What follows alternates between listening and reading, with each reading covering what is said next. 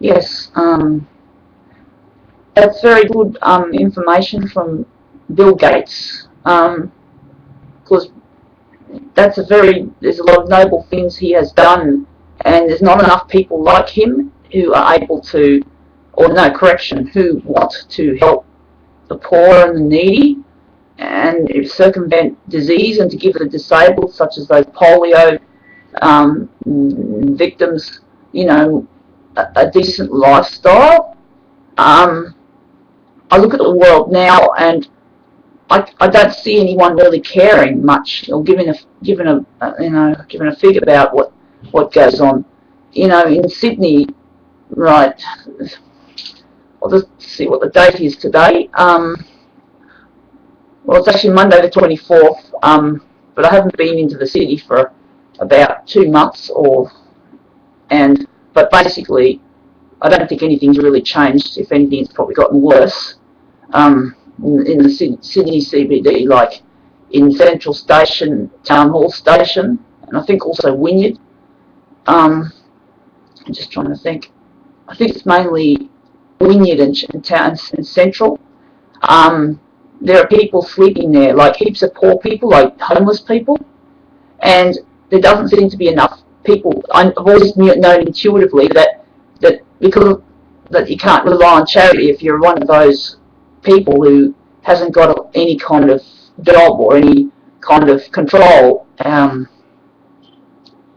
and you can't. And it's true. But the thing is, I wish there could be more of this. More people out there, because you look at the business people in the CBD, and it actually enrages me so much that I don't even like to walk in the CBD anymore, because I see so many of these suits and white collar workers, and they don't give a fig. I'm really disgusted, distraught, and it doesn't seem to be getting better. And people who want to help just don't seem to have the power anymore. There's no unity like in the early 90s that was beginning.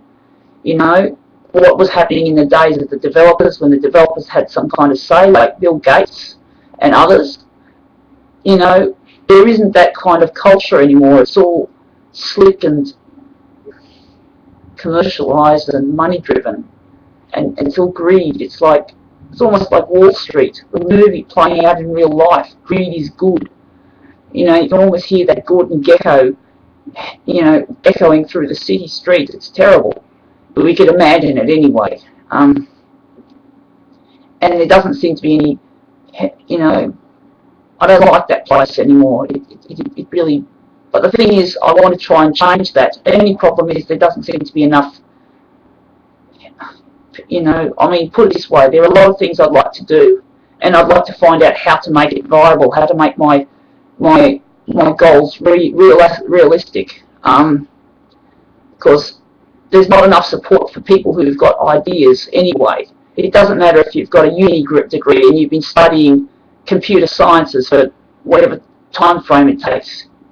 There doesn't seem to be any place in the workplace to get a job and to make a difference. You end up you end up doing, if you're a uni grad, like you're going to the UTS, for example, you're probably going to be doing supermarket shelf stacking. You're just paying for an education, but the education doesn't go anywhere because the corporate people are averse to people like Bill Gates, and they're all just referred to as nerds and geeks. And even worse, they're called dropouts and losers, and there's so many of them around the world that I believe in so vehemently. But the problem is they don't believe in themselves anymore, because the workplace has kicked them up, has basically hurt them, and no one cares about them anymore. And I want to harness their power, because I know what they're capable of. I've done exhaustive research, and it's odd that YouTube is a great resource for, I believe, people who want to create using a startup. Now, I've been given the public profile of this startup. There is a man who has got money in backing. He has a very ambitious project, and he's put me out here, and I'm very passionate about it. I can't give up this passion that he's got.